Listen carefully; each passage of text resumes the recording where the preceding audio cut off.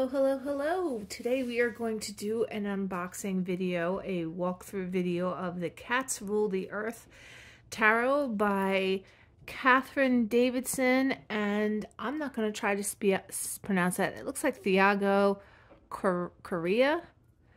Hopefully I pronounced that right. I'm sorry if I did not. Anyway, this is a 78 card deck and a guidebook for the feline obsessed. I will say this. The box is a little hard to open. I have it already opened and I have a pen sticking in it because the box, while it's very adorable, has no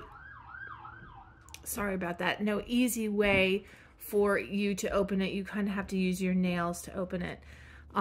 This particular box, which I got from actually going to a bookstore, is damaged up here. Which isn't that big of a deal for me because it's not that big of a deal. But anyway, to some it might be. But that's just a shipping problem. That's not a problem with the actual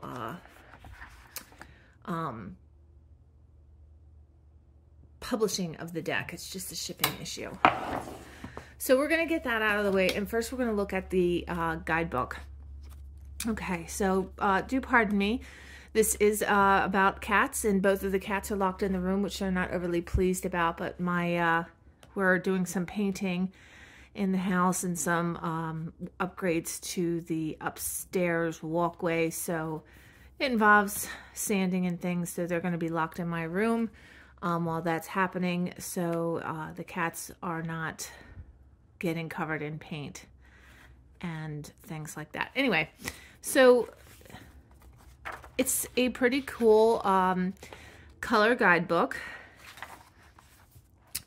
I'll zoom in just a little so you can see the table of contents.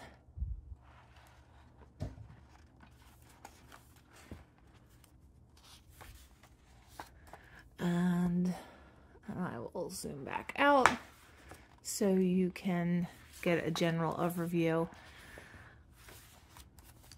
Tells you about the numerology in tarot. For examples, 8 mean defeat, boundaries, and recognition of limitations. Doing daily reading, looking at the numbers, making pairings, learning the meanings, practicing intuition, different ways to enhance your readings, how to do a reading. Look at how cute that cat is right there. Look at how cute.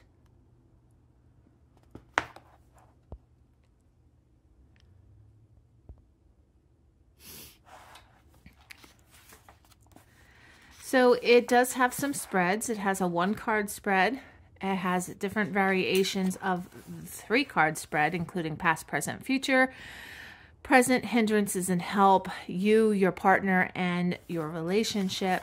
And then it goes into the cat's paw spread, and then finally the Celtic cross spread, which almost everyone is familiar with who's been doing tarot for a while. Okay, so it does have half, like a page for each card. It does have a reverse meaning. So for example, if we were going to get into the Fool, it's the Seeker, Exploration, Inner Child, Awakening, and Innocence. And then it tells you a little bit about the card. When the Fool appears in a tarot reading, it can signify a naive person who nonetheless has wisdom to impart, embodying both simplicity and special insight. It also points to inner child and the dimension of yourself that rushes headlong into new experiences, undaunted by fear or negativity. The Fool can also represent new beginnings of a stimulating venture or a new spiritual journey. This card tells you to listen to your heart and to follow your dreams. However, it is not an entirely positive card. When traveling into unknown territory, you cannot be sure what you will discover. There is a risk that you will be making a mistake and come to regret your actions, but risk is what makes us live rather than merely exist. The reverse meaning is optimism is one thing, recklessness is another. The reverse Fool indicates irresponsible attitude, and the lack of care that will be destructive. Think again. So we won't go through all that, but we will go down and show you that it is exactly the same for the minors. And then the last page is open your mind and the answers will find you, which actually happens to also be what the box says. I'm sorry, there must be something going on the road.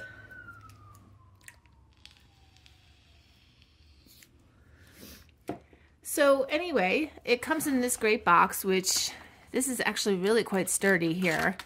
And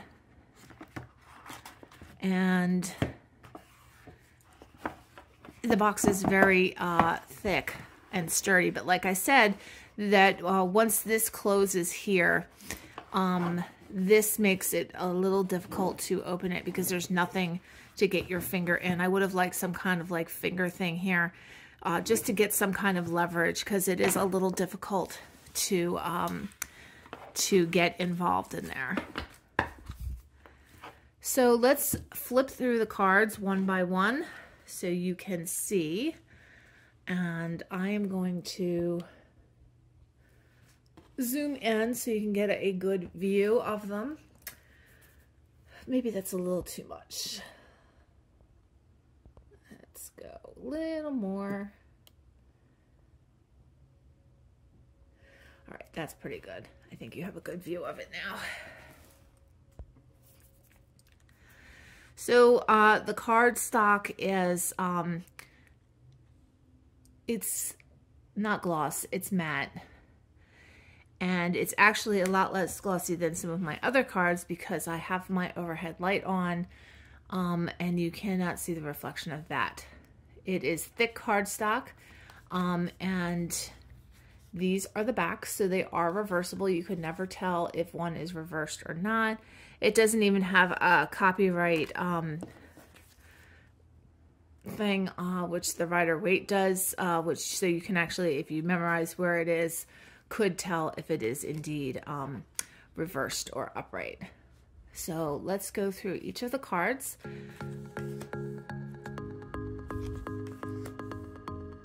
And we're just going to do a quick flip through.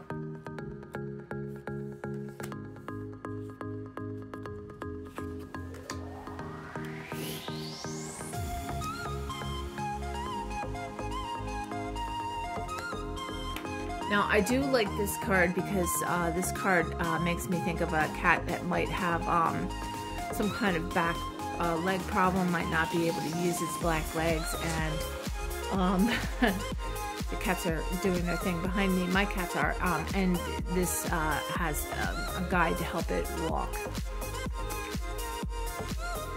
Look at it, it's holding a little mouse.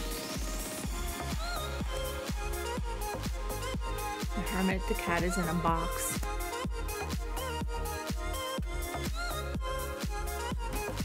Oop, my cats are quarreling. They're actually playing. I don't know if you can hear them or not, but they decided they wanted to be a part of this too.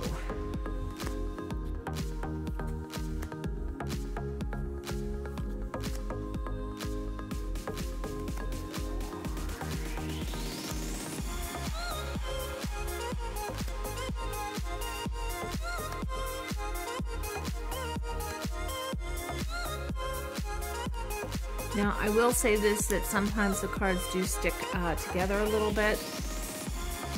It could also just be because of the weather. My hands are really dry and I could just have a hard time grasping because of that.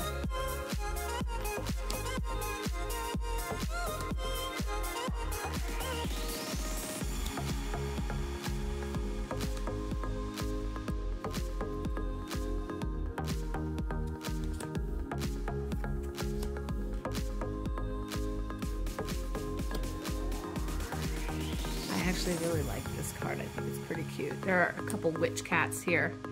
This cat looks like it got hurt.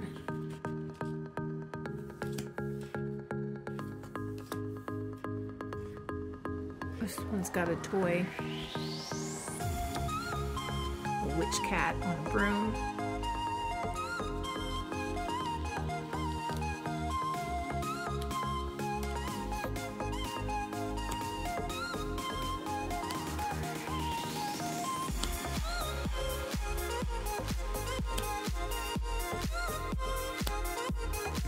I like the witch cats in the deck. They're my favorite.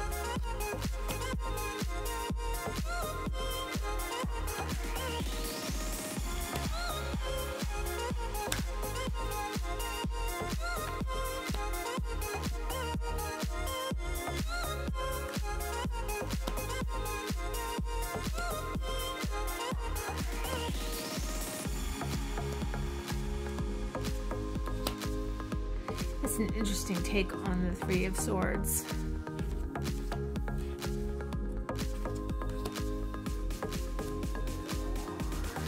Like I said, sometimes they kind of stick together a little bit.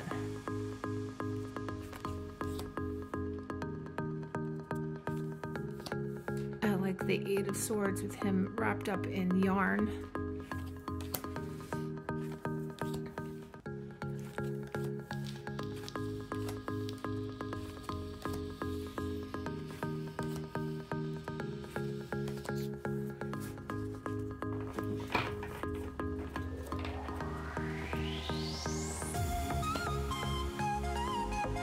I think I might have liked this a little better if it wasn't wine and it was milk instead, but that's all right. Null appears to be wine, so maybe I'll have to read the guidebook to see if there's something that says why it's wine and not milk. I don't know many cats that drink wine, but perhaps we're just personifying the cats here.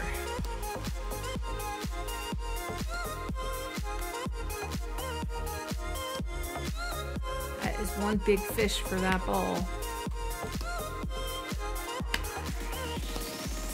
I like this Queen of Cups.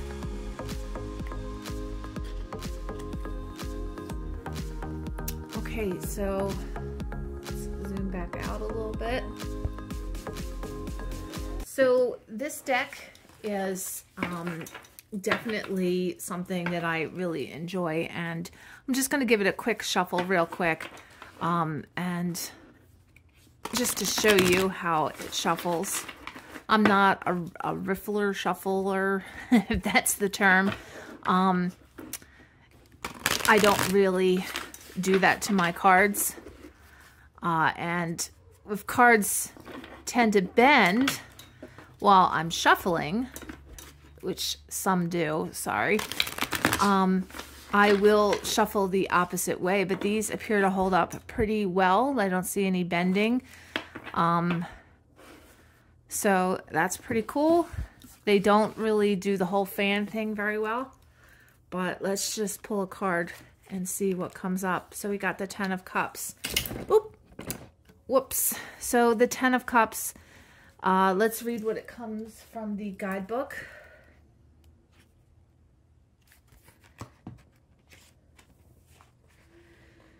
Okay, so the Ten of Cups says harmony, love, and family stability. This card marks the happy ever after ending and a time when all is well.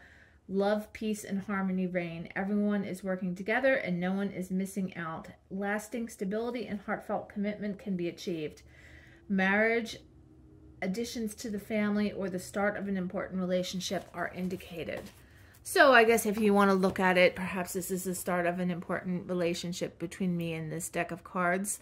But for you, perhaps this is a special message to you, just saying that good times are ahead. So I hope you enjoyed this video.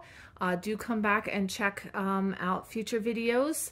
Remember, you can always find me on katiemcbrien.com, www.katiemcbrien.com. That may actually redirect you to another website, but I will always have that domain, katiemcbrien.com. So many blessings to you on your journey, and have a great day.